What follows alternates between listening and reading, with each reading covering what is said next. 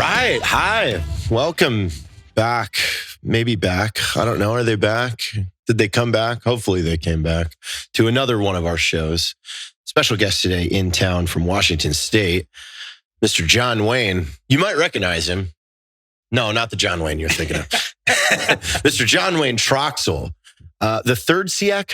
Third Senior Enlisted Advisor, the chairman. Highest enlisted rank ever achieved. So you got to the last level. Yes, I reached my level of competency. Yeah. That Peter principle thing. Yeah, well, I mean, I've always heard there's no E10. This is kind of E10.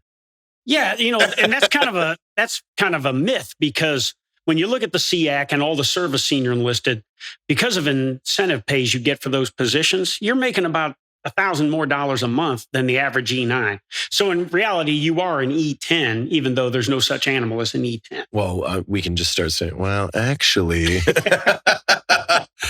Well, that's crazy. You've had quite the career. I mean, we can start where you put those parachute wings to use. Yeah. Yeah. Well, that was a long time ago, 1984. I graduated from airborne school. I joined the Army not really knowing what I wanted to do. And when I got in the Army, all of a sudden I saw these guys running around with these maroon berets and these jump wings, or these black berets at the time, Where'd you go to basic? Fort Knox, Kentucky in September of 1982. And then I was stationed at Fort Bliss, Texas in the 3rd Armored Cavalry Regiment, and a unit from the 82nd was visiting or training. And we were kind of sponsoring them. And there was an officer in there talking to one of our officers, coordinating ammunition and range time and everything. And the enlisted guy was standing outside at parade rest, just rigid. And so I walked out there and I told him, I said, "Hey, you want to come in?" He goes, "No, I'm fine out here."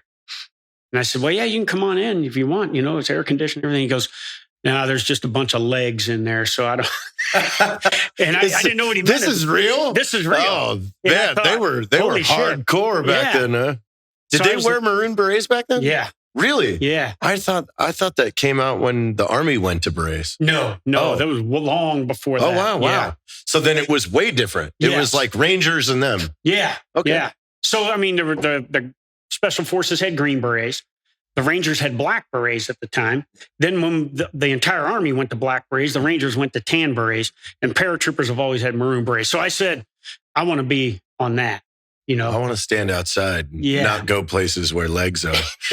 So I went to airborne school, but, in the Army's infinite wisdom, they spent all this money to get me airborne qualified, and they sent me to a non-airborne unit to Germany. And so then it was time to re-enlist. 26th? No, I was in 1st Infantry? No, this was the old 3rd Armored Division. Oh, wow. Okay. That now no longer exists. Buffalo Soldiers, the movie was about that, wasn't it? Yeah, something like that. But anyway, so when it came time to re-enlist, I said, I'm either going to be in the 82nd Airborne Division or I'm getting out. And so I went to the 82nd, and, all of a sudden it was me, that round peg in that round hole, and I fit in this organization.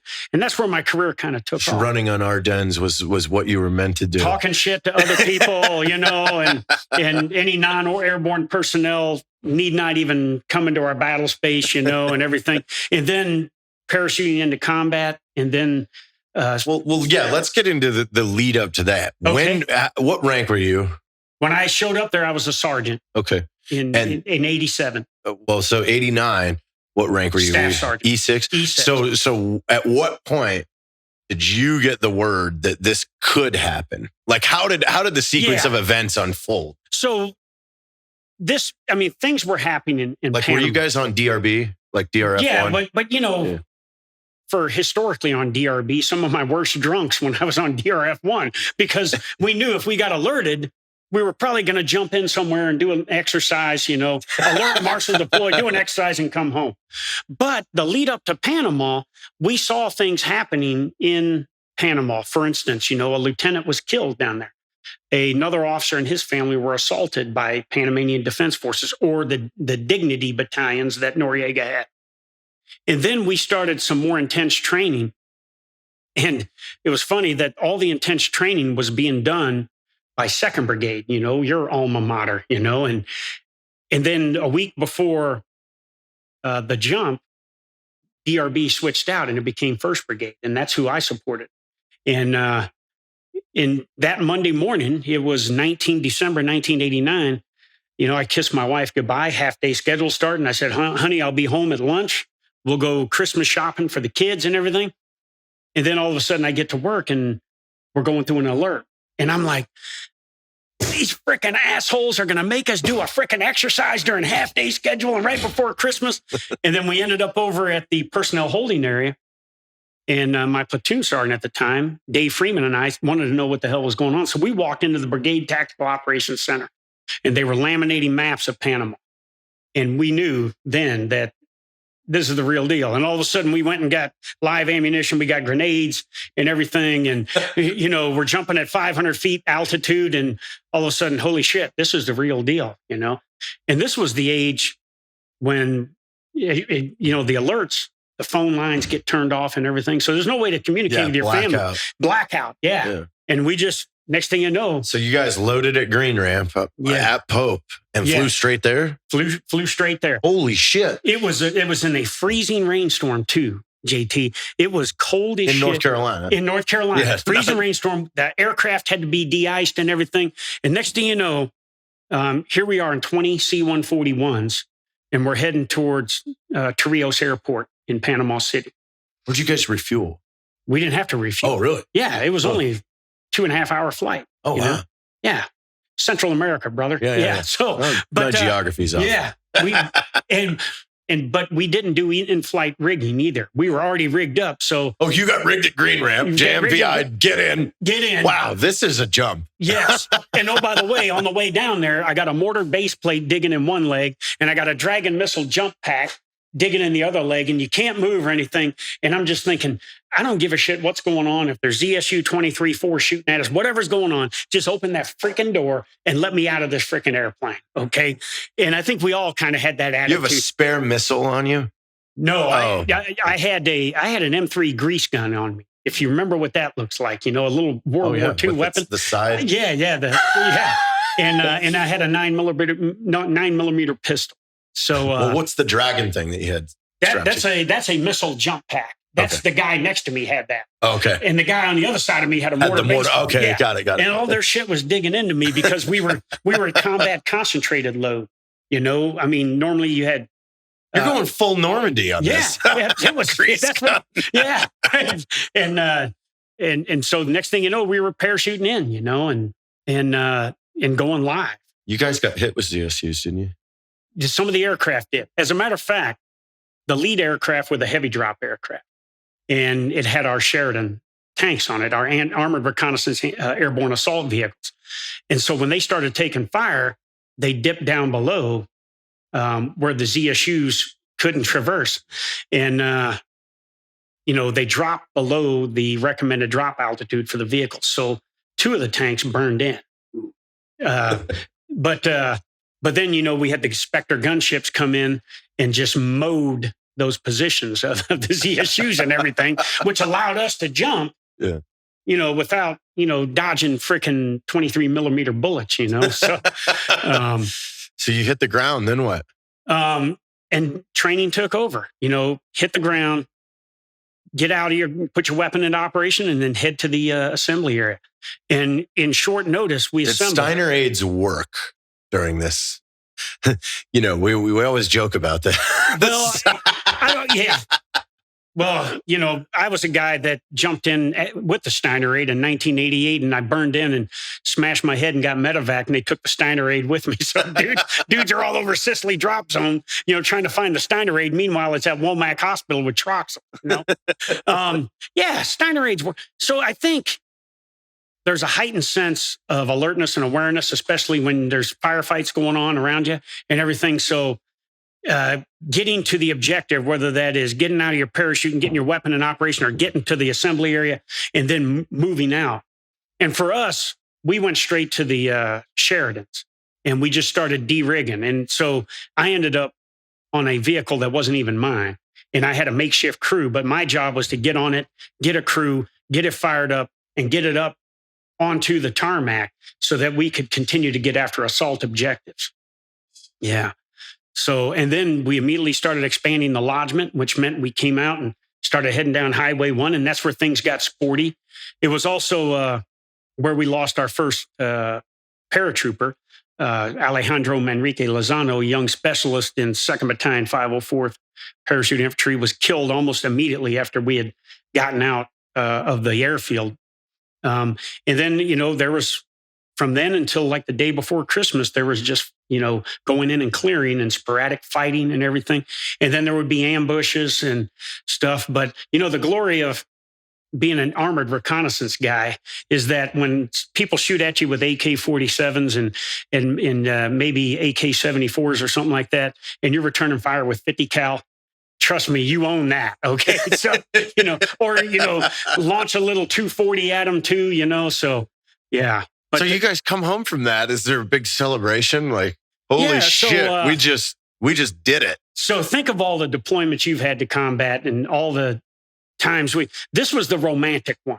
We were gone for 3 weeks. Yeah. And then you parachuted into combat, fought, and then all of a sudden we parachute back into Sicily drop zone and we're done. And they make you parachute back in? Yeah. Well, some of us did.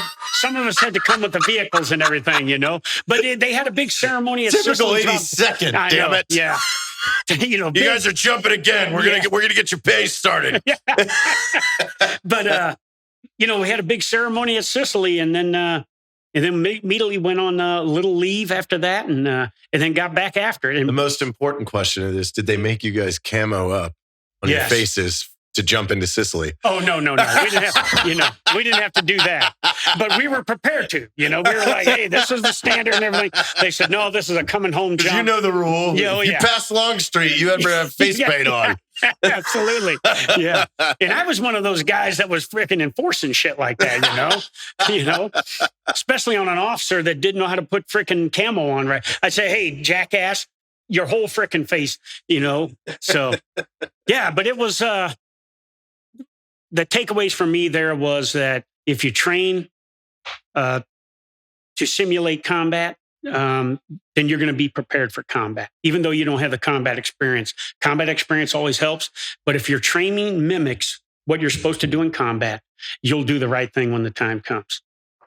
And there's always the motivation of somebody trying to kill you that will motivate you to want to kill them. So, and you don't have to prepare for that. So that's pretty much at your 7-year mark. You get a combat patch. Yes. Which is rare in that year. In a peacetime. And you're also the only brigade in the division that has it. Yes. Oh, God. That had to be fucking hilarious. Oh, yeah. What's interesting? There was a lot of jealousy on the base, wasn't there? Yeah. Well, what's worse is out of my platoon, when we did one of the training jumps a week before, my platoon leader was, he broke his leg on the jump. A week later, we jump into combat. Everybody in that platoon jumped into combat except for the lieutenant. So when we come back, the entire platoon has a combat patch and a combat jump star, except for the PL. That was tough for that guy. I just want to know what it's like, you guys running into other dudes from 2nd and 3rd Brigade around base, because there had to be a lot of fights started over this. We would run down Ardennes and there would be fights. It'd be like, hey, 325, you're getting older. Where's your patch on your right shoulder? When we went to Panama, where were you? Back here, doing whatever, So we had some cadences, and that led to some, some scuff ups and stuff. So, yeah, but it was all good, Yeah. So where'd you go from there? So 7 months later, I was in Saudi Arabia with Desert Shield, Desert Storm. And sitting. Man, your brigade is just going for it. Yeah. Well, in the early 80s, in the 70s, they called it No War 04, for the 504th Infantry. Yeah. But, from Grenada to Panama to Desert Storm, they kind of had the perfect attendance record at 1st Brigade. So I was with 1st Brigade again. We sat in the desert, and then during the assault, we were on the western flank. With the hammer and anvil, we were kind of, the hammer coming around the corner there and everything. It wasn't nearly as intense as Just Cause, because Just Cause was city fighting and everything.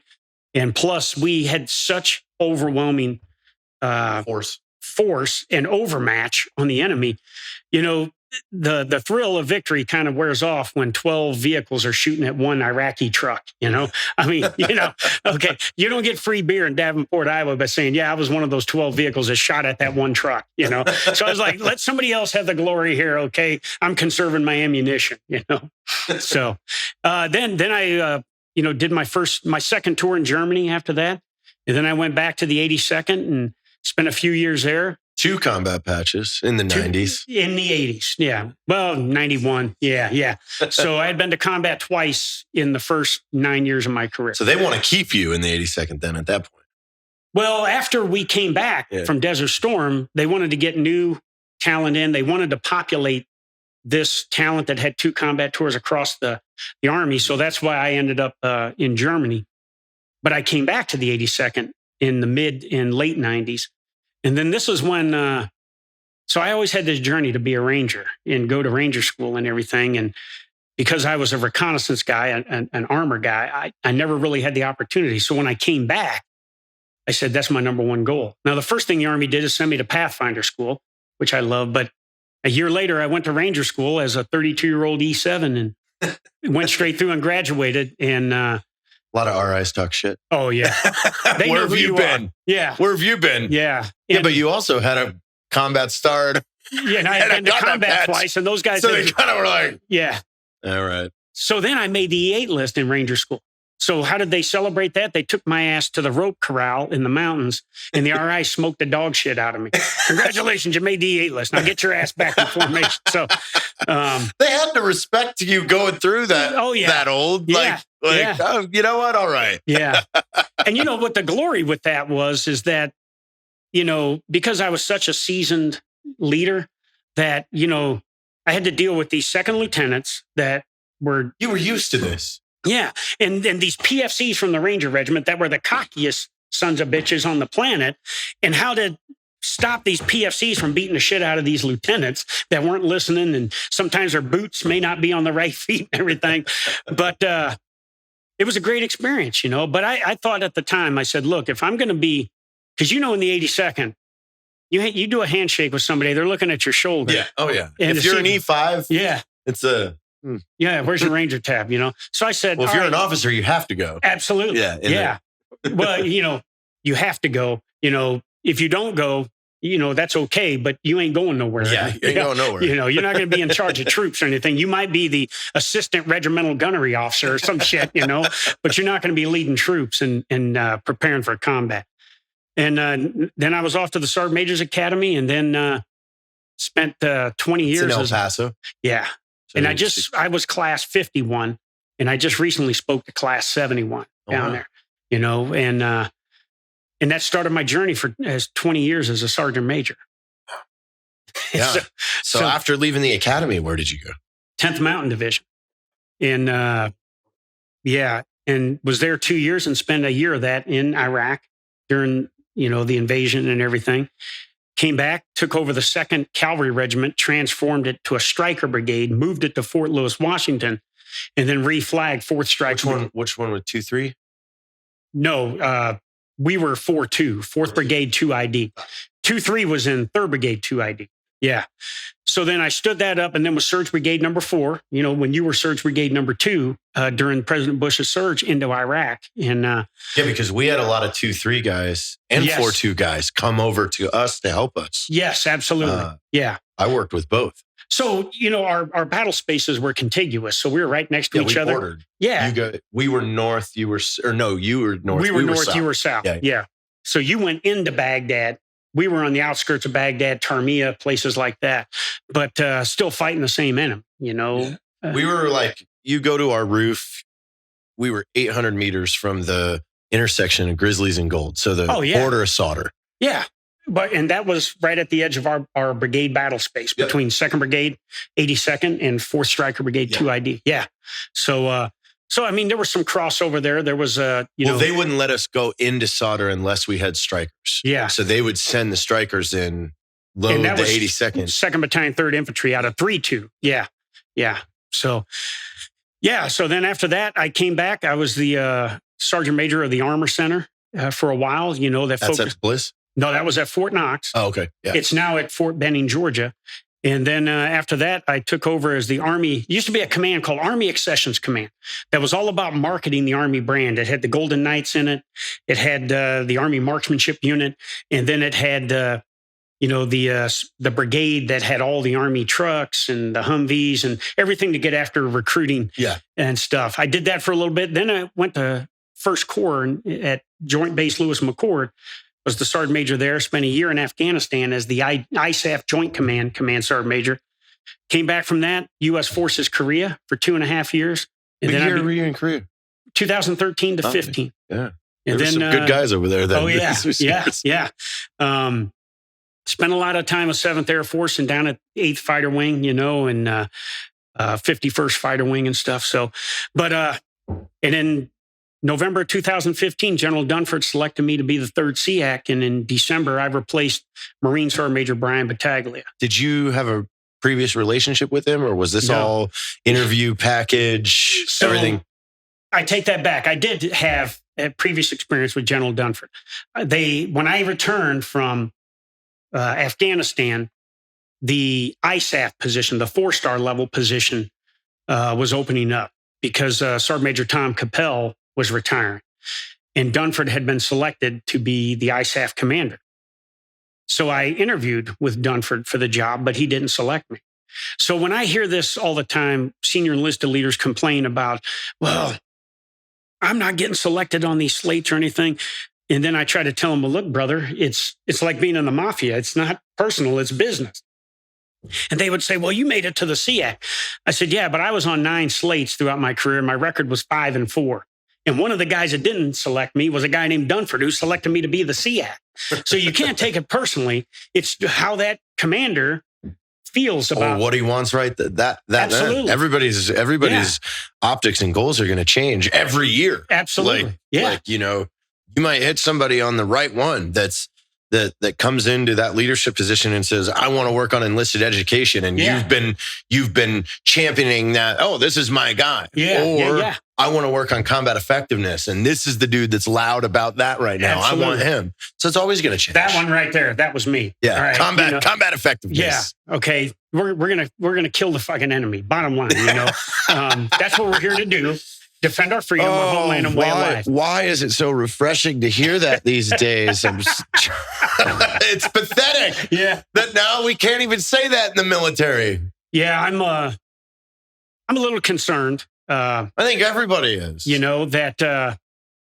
I still, when I retired, I thought my days of getting in front of troops and everything would be over. But I travel as much now, even through COVID. No, it's probably more important than ever because you have to actually, and now you can drive home the messaging without someone telling you no. Absolutely. I don't have to have a filter now, which is the good thing. You can just say, hey, I'm off base at this club if you want to hear me speak. Yeah. But like I said, I was just at Bliss talking to the Class 71. I've spoken to 7 Army divisions in the last 9 months. I've been to about 8 Air Force bases, talking to troops. So I don't have to have a filter, which is the message that the troops love, but I also don't have any authority. So if the leadership doesn't appreciate my message, they can say, get your ass out, but they keep inviting me back because I give a perspective that we should be thinking about now. And that is the sole reason that our military exists is to fight and win our nation's wars. And that means we have to focus on lethality, readiness, fitness, and cohesion. And anything that comes before that is something that is going to take our attention off of what we should be doing. And when you look at this great power competition with China and Russia, they are hoping that we take our eye off of them and focus on what's going on. They want us to implode. Yes. Yeah. They're like, well, why? Let's get them to fight themselves rather than us having to fight them. And you look at the number of bots and trolls from Russia or China that go on the internet and pose as other people, or they just look to create chaos within the American people and within our military. They'll continue to do that through election periods and everything. And they will continue, which is why we took U.S. Strategic Command that was responsible for cyber, space, and nuclear.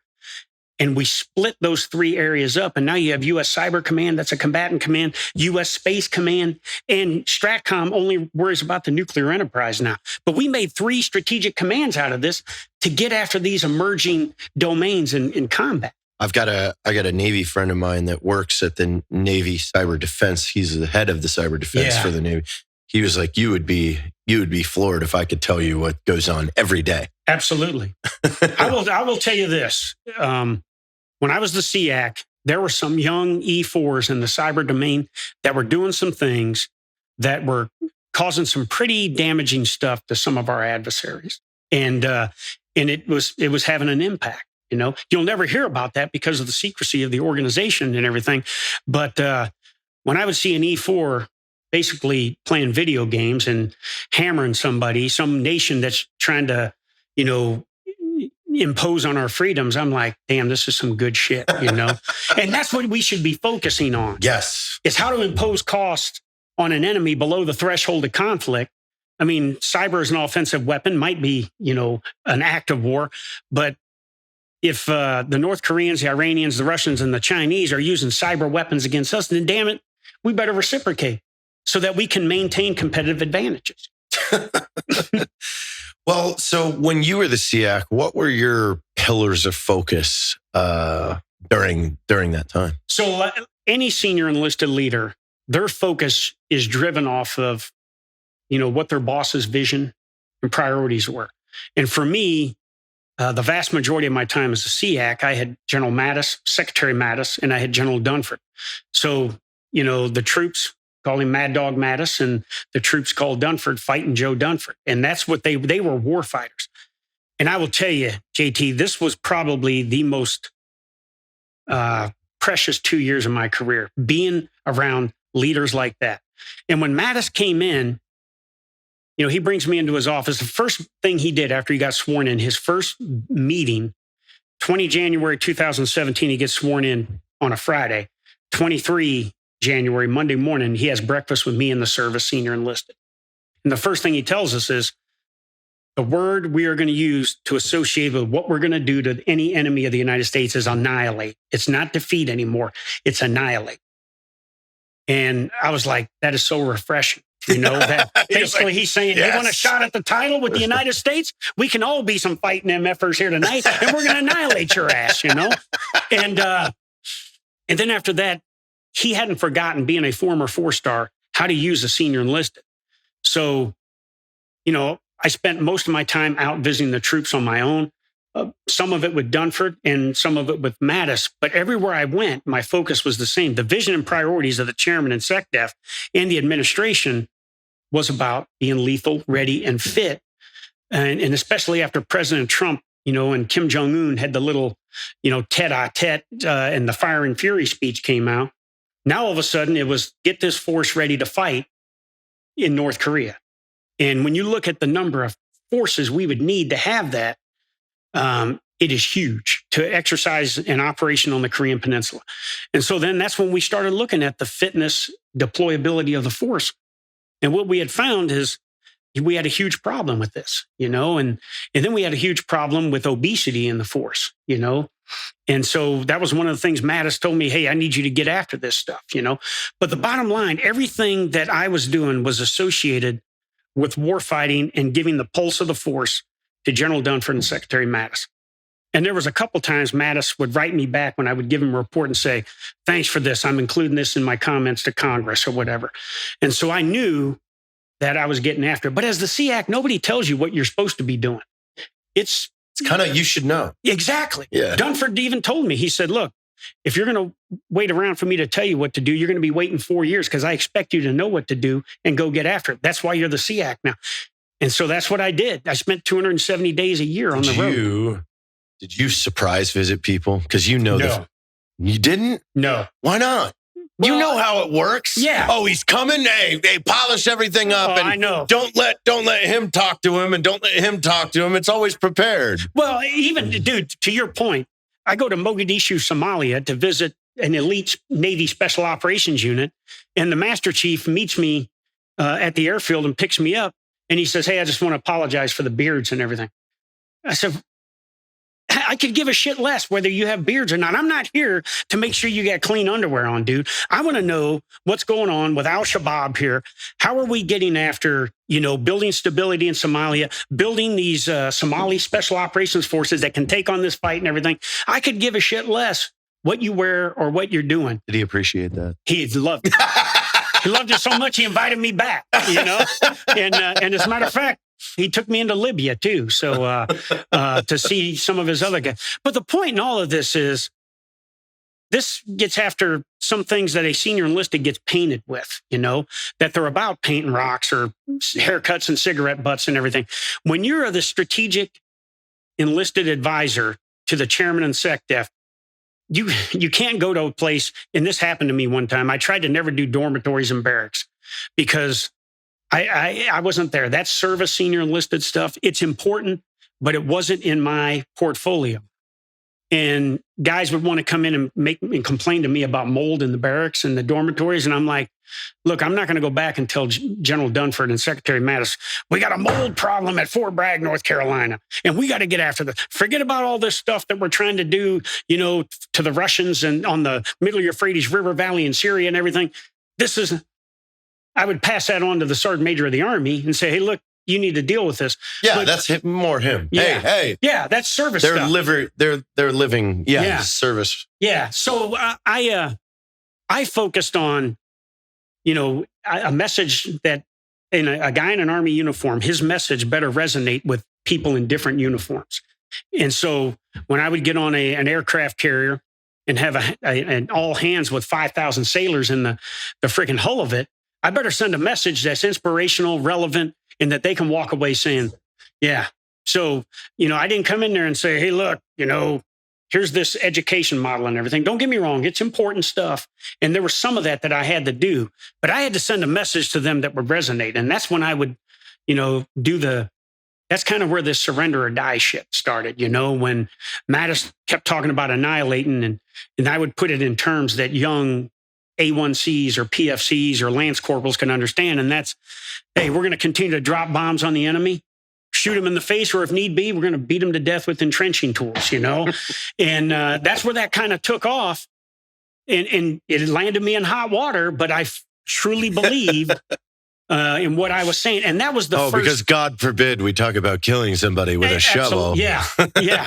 And, a Washington Post reporter told me that I was advocating for war crimes, for troops to commit war crimes. And I said, look, we train soldiers, Marines, and battlefield airmen how to use 9 standard weapons to defeat threats and neutralize threats. So look at our doctrine. Don't frickin' try to go down a narrative that gets after your, more touchy-feely and everything. In the end, I don't care how the actual character of conflict is going to change, and it will, but the true nature of it will never change. And that is the will of one people to defeat the will of another people, whether that's Americans against terrorists or Americans against Russians or whatever it is. And in the end, we can't be touchy-feely around that. Yeah. So with your focus being strictly on lethality, which, God, we need that back. Yeah. What were some of your big wins that you saw during that time? So we started a close combat lethality task force. We wanted to look at how to continue to make leaders at the squad level, platoon level, company level, how to make them more lethal, how to make them more advanced, how to give them the tools that they could continue to see first, understand first, act first, and finish decisively. That was a great thing. The other thing we looked at is this brain health thing at the OSD level. We started a panel and everything to look at that. And all of the back-to-back combat tours, but that troops had, but not only that, all of the live fire events that troops had. We never really had an apparatus that would look at how many times has a guy been around a Carl Gustav after it fires, or how many times has a guy been around explosions or stuff like that, or artillery firing or whatever it was. So we started looking at these things to get after a more holistic approach at physical, mental, and emotional wellness and readiness. So if we had problems in the physical domain because people were broke or they weren't fit or anything, because you don't have that foundation of physical fitness, it would spill over to mental and emotional fitness. When somebody's out of shape and they're fat and they're expected to do an event, it is much more easier for them to quit because they haven't conditioned their bodies, which doesn't allow their mind and their emotions to be conditioned. So, yeah. So I was getting after that, which is why I was always on the fitness thing and always on tying what we were doing to fitness. The other thing is Mattis was the guy that spurred this human performance focus with those things that I talked about. That kind of genned up this new gyms for all the special operations units, having personal trainers and stuff at these elite units and things, because that's completely changed in the last 5 years. And now it's going to end, and the general purpose force is going to get the same thing, like the Air Force True North program that is there to mimic, some of the things that Air Force Spec Warfare has done, and the same in the other services. So, that was, kind of the way that things were going, and so that was my focus. And those are the big wins. The other thing is I expanded education to enlisted. And, there's a Joint Forces Staff College in Suffolk, Virginia, that teaches a myriad of courses, but one in particular was Joint and Combined Warfare School. And I asked a question to the dean of the school. I said, why aren't we sending enlisted? These are all field grade officers that are learning about joint and combined warfare. Why aren't we sending senior enlisted to this? Him and his staff, they just kind of gave me the loser salute, like, hey, we don't know why we're doing it. I said, well, we're going to do it now. And so in the course of my time as a SEAC, we had over 50 E7 to E9 graduate from this course. We weren't trying to make officers. We were trying to make better advisors to officers on the art of warfighting. And I will tell you, the Air Force was the ones that the Air Force had more graduates from that school than the rest of the services combined. So guys like K. Wright and that, they just jumped on it. And it was no wonder that all of a sudden you saw more Air Force senior enlisted leaders at combatant command level because they understood joint and multinational warfighting. That's awesome. Yeah. Now, was there anything that you passed on to the next, like something that you didn't finish or something that you wanted to get to that you were like, I want to see this happen? So it took me 3 years to get it right, but 10 days before CZ and I switched out, I finally got the SEAC rank approved and the Army version, all of the service versions.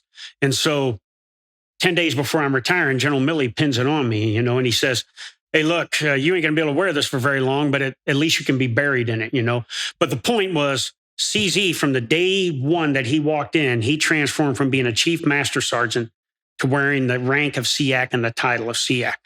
But one of the things I wanted to do, that pay thing, that E10 kind of pay, the SEAC and the service senior enlisted had it, but the combatant command guys who were working for a 4-star, who were direct reporting units to the Secretary of Defense, they were getting nothing. And so one of the things I was continuing to focus on, and CZ has taken it on, is getting that pay disparate amongst the combatant command guys, get it up to where they belong. And the other thing is the Joint Enlisted Leader Development Model, a complementary model to service professional military education. I kind of started that. CZ's kind of taken off with that and taken it to places that I wouldn't have thought of taking it. So, there was a couple things I left over, but he's jumped in and he's got it now. Well, so for any of the people out there watching that are currently in serving right now, enlisted, that are aiming for this sort of career path, what do you have for them as far as how to start as an E4 to get to where you got? I just think every day you got to look for ways to be better tomorrow than you were today. And you can't if you say, I am happy where I'm at in my career, you have just signed on to be complacent and potentially be passed by your peers. So I think as a leader, starting from about the E4 all the way up to the SEAC, there's 3 things you have to do every day, and you've got to be present. So wherever the points of friction or the key events are at that day, you got to be there. You got to be actively participating in it. You got to be persistent in making sure we're getting after the things that need to be gotten after, the lethality, readiness, fitness, and that you have this balance between discipline and compassion in how you're dealing with people. and building a cohesive unit. And then you got to perform as a leader every day. When I was a first sergeant back in the 82nd Airborne Division, I came out of my orderly room one day and it was pouring down rain. And I'm getting ready to go on a run with all my platoon sergeants. And next door was the aid station. And I see the senior NCO standing underneath this overhang where he's dry. And he's making this kid out in the rain do freaking push-ups. And I said to myself, how is this guy ever going to gain the respect of this young troop? Whatever this troop did wrong, he's like, this asshole is sitting under there dry as hell, and I'm over in this mud and everything. So I immediately went over and told the guy and made a scene. I said, this is the biggest, bullshit I've ever seen. Get your ass out there. And so next thing you know, all three of us are doing push-ups in the mud, My point to it was, you want to change behavior, then you better do it through your example.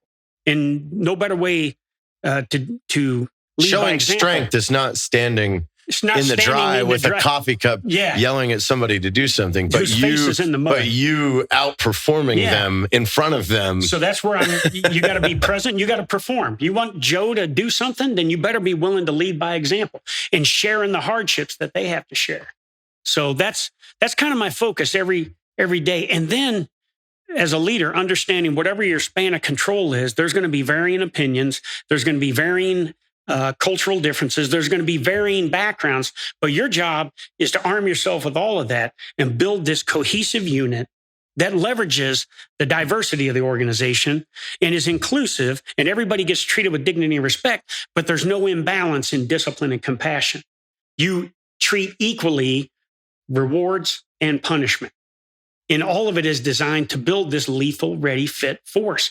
And I will just tell you that being a nice guy all the time is not going to get you there. Just my opinion, Well, so what is your kind of perspective and opinions on what's going on now? I mean, some of these guys too. Oh, I know a lot of these guys very well. I just, again, as I said at the beginning here, I have some concerns because, the Secretary of Defense writes a message to the force, and he talks about some key things in there. China's a pacing challenge. We are going to deter Russia, North Korea, and Iran, and we are going to look to disrupt terrorist networks. I have concerns with that because we should be looking to neutralize and destroy terrorist networks. And in my opinion, China's not a pacing challenge. They are an adversary, and they are an existential threat to us. And nowhere in there did he talk about fighting and winning. And I think, again, the core reason the 3 million men and women serve in the active guard and reserve is to be able to fight and win and defend our nation, our homeland, and our way of life. And words matter to the troops. I think we got complacent. I think there is a large number of Americans and politicians out there that don't see that as a reality. They don't see an occupation or invasion or an attack as a reality. Well, and when I hear words like, it's China's core focus is to unite Taiwan with them. Using the word unite in that context, you're talking about China invading a sovereign country, depending, the Chinese think there's 195 nations in the world. We think there's 196 because we recognize Taiwan. But saying unite, when that would mean defending a sovereign country and taking it over as your own, I that's conquering. Yeah, it's conquering. We haven't done that in a couple hundred years. Yeah. And then when, don't get me wrong. Do we have challenges with sexual assault, sexual harassment? Yes. Do we have problems with racism? Yes. So I think you have to get after those, but focusing on that more so than focusing on your core task, which is to build lethality, readiness, and preparedness to fight and win on any given day, under any setting, anywhere in the world, that's a problem. And I don't think as a leader in the military that you have to all of a sudden say, dang, I have to look internally at myself to see if I'm leading the right way. If you've been doing it for, like me, 20 years as a sergeant major, I never changed my leadership philosophy. I wasn't going to all of a sudden, because we have some social injustices going on, all of a sudden going to say, well, Troxell needs to re-examine who he is as a leader, No, No. If you are confident in your abilities to lead, you have been given the tools, and you've been given the autonomy to get out and lead, then do what you're supposed to do. Build a cohesive team that leverages everybody in the organization and get them ready to fight and win. And when we take away from any of that, we are eroding competitive advantages to people like the Chinese and the Russians.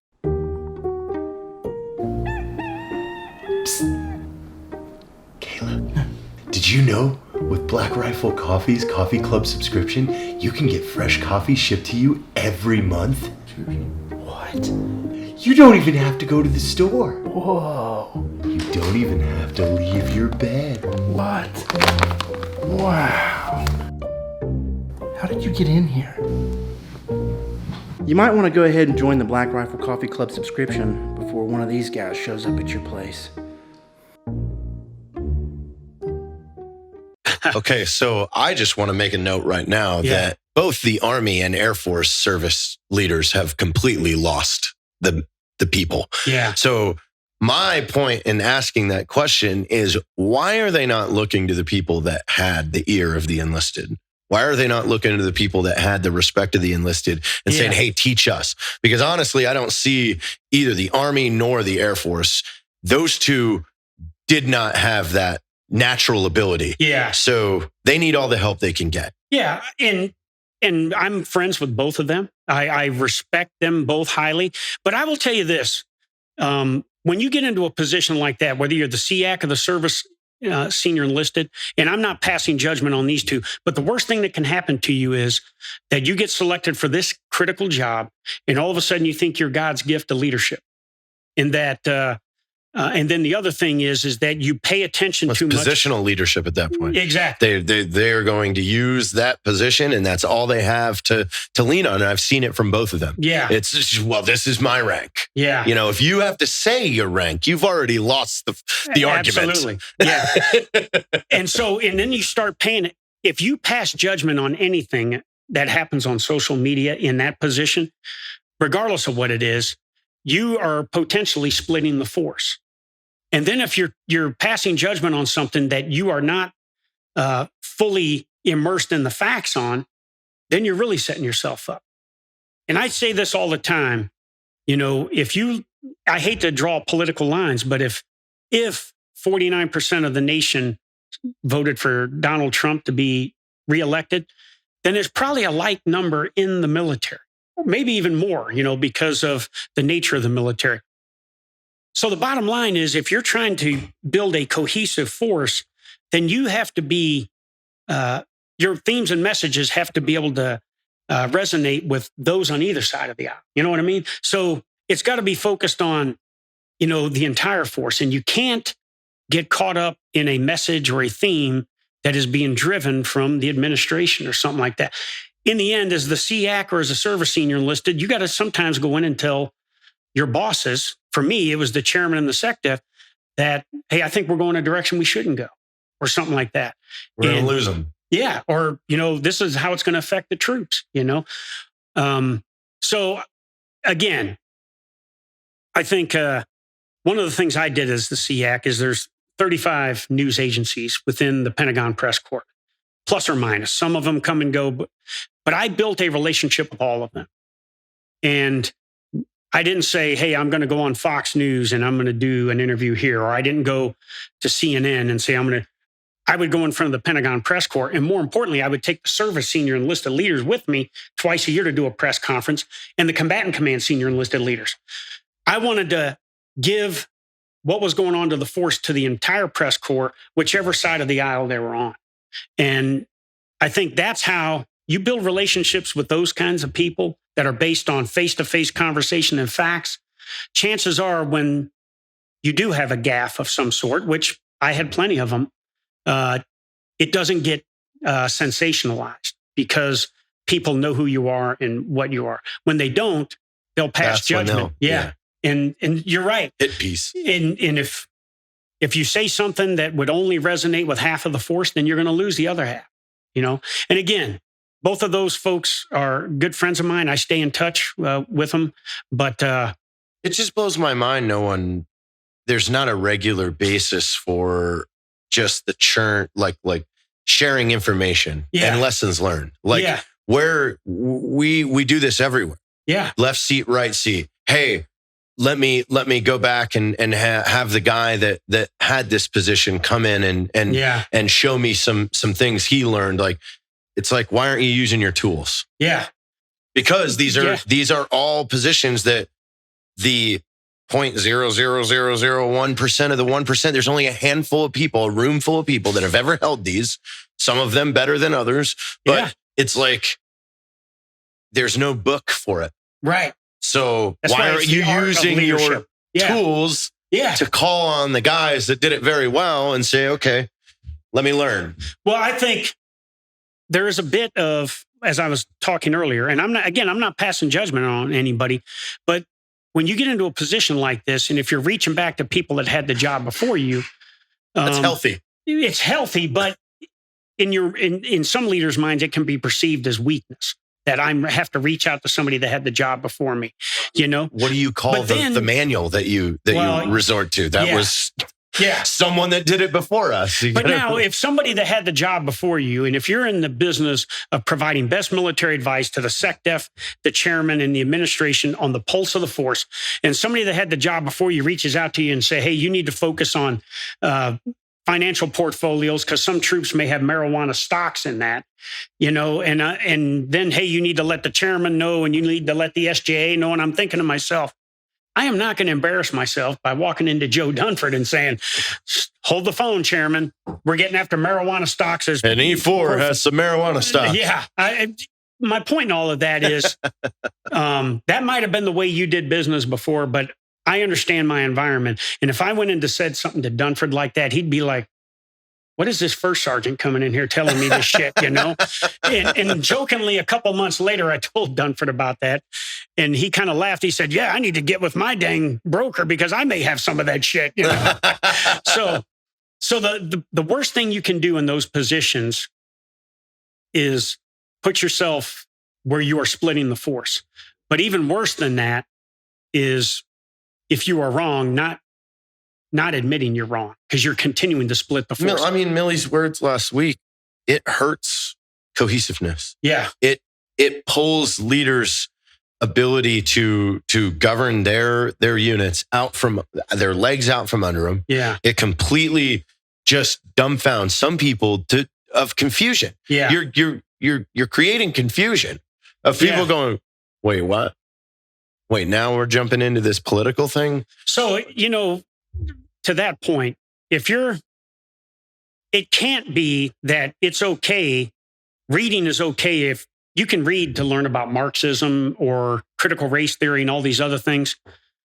But then if we're saying that's okay, then if a leader is reading the book Mein Kampf to try and understand what a totalitarian fascist madman was doing to build a nation, we shouldn't pass judgment on that. You know what I'm saying? If one standard applies across the board. Absolutely. And if all of a sudden we're reading a book about Stalin or something and how he massacred 7 million Jews, we shouldn't say, oh, all of a sudden you're supporting that or anything.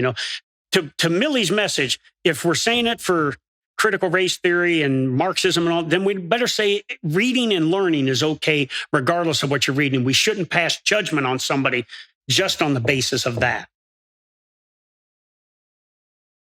I don't like the path. Because I agree with you. When I heard that, I was like, it just unravels the Well, I would have went to him and said, framework. Chairman, again, when you look at what happened on 6th January, it was wrong. Absolutely was wrong. But how many military people were associated with that? What, 3? 3, I think it was. I could be wrong. But then if we say that's wrong, then we in the same breath better say the multiple firebomb attacks on the federal courthouse in Portland, the 100 nights of violent protests, the illegal annexation of the Capitol Hill Autonomous Zone in Seattle and Cal Anderson Park, where 3 teenagers were killed. Set a standard. We better say that's wrong too. and that all forms of extremism, regardless of what happened on Capitol Hill or it happened in Seattle or Portland, all of that is wrong, and we're going to eradicate it out of our force. That's the message that the troops need to hear, because now they don't have an argument. No, now it's like, hey, I got it. Okay, here's right, here's wrong. Yeah. Yeah. We're going to ignore this, but if you do this, but that, we're ignoring that. Yeah. Same thing over here, but we're ignoring it. Yeah. And, and I live in the Antifa belt, between Seattle and Portland. Okay. And I've seen what's happened out there, and so as a leader, I think, one, you got to know the facts.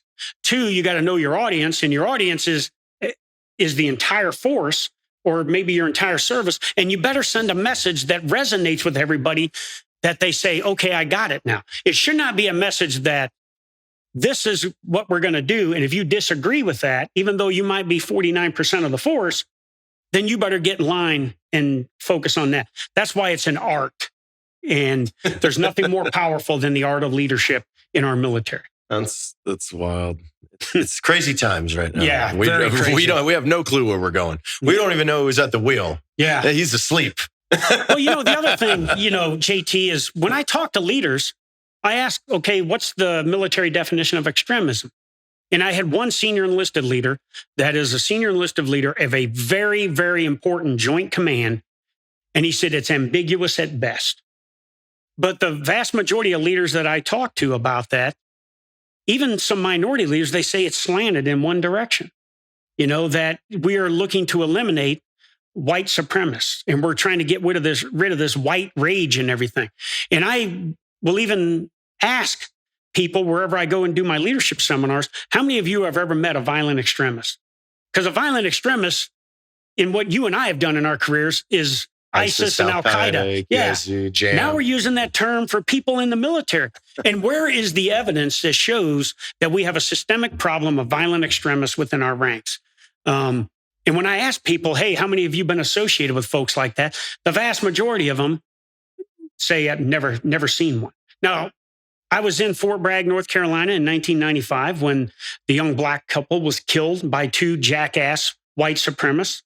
But those were two jackass white supremacists. That was not the 18,000 paratroopers of the 82nd Airborne Division. We did a comprehensive look and everything and found that this was not a systemic problem within the ranks of the 82nd Airborne Division or within the military. Yeah. Of two jackasses. Yeah, of two jackasses that were, the ideology that we're following was coming from off the installation. It wasn't coming from on the installation. So what we learned is, hey, we got to continue to be engaged with our troops at all time. And I will tell you, if an NCO is going into the barracks or dormitories every day, sooner or later they'll find any kind of racist or extremist propaganda. They'll make something. I mean, I even heard it from one of the combatant command leaders that we were talking about yesterday. He had called me and said, as they were walking around, they came across a poster or a symbol of something, and the officer was like, "Is that offensive?" And he's like, I don't know what it is. It turned out to be like some Star Wars symbol, but there was this argument of, is this a racist symbol? And then it's like, they finally get the kid. He's like, no, that's from a video game. They're like, oh, okay. But they're looking for it. They want it to be it. Yeah. That has to, I don't know what that is. That has to be racist. Yeah. Well, and when you have commanders at all levels, like a commander at Fort Carson, Colorado, quoted as saying, white people are the problem. When you say something like that, you have just destroyed the cohesiveness within your organization. And then with his follow-on comments, when he said, hey, if somebody comes to them with a racist complaint, I will believe them 99% of the time. Kiss it goodbye. The cohesion in your organization is gone. When a leader says something like that, they have just destroyed the camaraderie and basically the combat effectiveness of that organization. 100%. You've completely unraveled every NCO's power. Yeah. Now, don't get me wrong. Are there racists in the military? Yes. Are there maybe some extremists in the military? Yes. But I don't think it's as systemic a problem, if it is a systemic problem, as it's being made out to be. And the last thing we want troops and leaders is to be chasing ghosts within their ranks. Well, the one thing that commander said that stuck out in my head is after they had even defined what it was, he asked the question, well, could someone find this offensive? Why is that the question we're asking? Yeah. Yeah. Let's move on with our lives. Absolutely. Like that is just, that's just a disgusting form of thought. Yeah. Of like, just stop.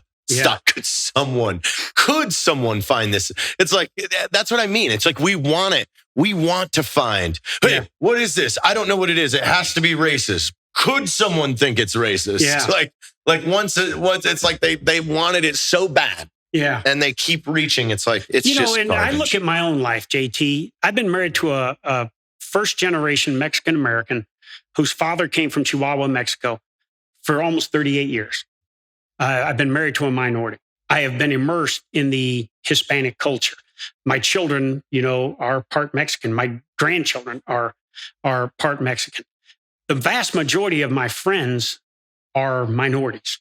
And never once have I had to have a conversation with, one of my minority friends to say, hey, look, am I exhibiting traits of a racist? What I would think is if they choose to be my friend, and I choose to have them as my friend, then neither one of us has any freaking racist overtones about us. We just respect each other as people. We have invented and manipulated and created this definition and got people to think because you even see it now, you've got people to now admit, oh, because I parked in a different spot, I must be racist, or I walked across the street. Like you have these people now just admitting these really stupid things. Like, it's like, I agree. I'm done. I'm done. And this is one of the things I do. So my youngest granddaughter she's whiter than I am. Even though, my son is half Mexican, she's whiter than I am. And every day that they come to visit my house, I take her and I show her pictures of her great-grandparents and grandparents on both sides of our family. Because I want her and I want all my grandchildren to understand that were it not for her great-great-grandfather and great-great-grandmother from Mexico, she wouldn't be here right now. But also, she will be judged by her skin and said that she will have white privilege as she's grown up when her bloodlines come from Mexico. And so I want to make sure that she understands, and all my grandchildren understand, where their heritage comes from, and to be proud of it. Be proud that one set of grandparents are Caucasian. Be proud that other set of grandparents are Hispanic. Be proud of that and leverage that. But you don't have to raise kids to be self-loathing because their skin color doesn't match what a social narrative may be. I'm with you, brother. So what are you doing now? Where can people find you, ask you to come speak, things like that? So I have my own consulting company, PME Hard Consulting. PME Hard is a word I came up when we were in Iraq, and I saw how out of shape those 2nd Brigade 82nd guys were. No, I saw, and you lived this, we're wearing 100, 120 pounds of kit every day in 130-degree weather. And I noticed that the train up that we had to prepare for those kind of conditions, that our PT wasn't necessarily where it was at. And, I would be out on patrol, and here I am in my middle 40s, and I would be taking a knee with a platoon. And some of these young troops would have to bend over because their back was killing them and everything of wearing this kit. And I learned as a leader then, I prepared myself for these kinds of conditions, but I didn't do what a leader should have done. I should have put the same standard on the men and women in my formation. So PME Hard means physically, mentally, and emotionally hard. Now it's my consulting company, and it's about providing leadership and human performance solutions for organizational excellence. I've worked for 9 different organizations as either a brand ambassador, a strategic advisor, or a consultant. I'm also part of 7 foundations, and I continue to look for ways to give back to the institution known as the United States military that gave me so much for almost 38 years of active duty, and also taking care of our veterans. We have 18 million veterans in the United States. Only 9 million are enrolled in VA healthcare. Only 6 million are actively involved in it. And I think when we talk about this 22 a day, some of that contributing factors to that is that these veterans don't have access to healthcare. and a benefit that they earn from their service to their country. So I do a lot of focus on assisting veterans as well. So I stay pretty busy, but I take time to spend it with my wife and my grandkids and everything, and still enjoy life, still get after the PT, and got used to the hills out here on the road outside the studio here and everything this morning, but just trying to enjoy and still be focused and assist where I can. Where can people write you or message you or anything? So they can go to my pmehardconsulting.com, my webpage, or they can reach me at jtroxell@pmehard.com. Also, I'm a member of the Flatter Inc. Speakers Bureau. So if they would like to have me come speak, they can either go to pmehard.com, which will take them to the Flatter webpage, or they can go to the Flatter webpage itself and they can book me there. So I've got plenty of trips coming up. And if somebody wants me to come and speak, I ask them to give me about 4 to 6 months notice, because when I get done with this trip here, I'll be out at Wright-Patterson Air Force Base, Ohio, with some airmen. And then I'm off to Fort Knox and Fort Campbell, Kentucky. And then Camp Pendleton, California. Yeah. Well, you have to go see the coffee shop while you're in Clarksville. Oh, I will. Absolutely. Thanks for coming out, John. This was great. Thanks, brother. Take care, I guys. appreciate you, man. Yeah.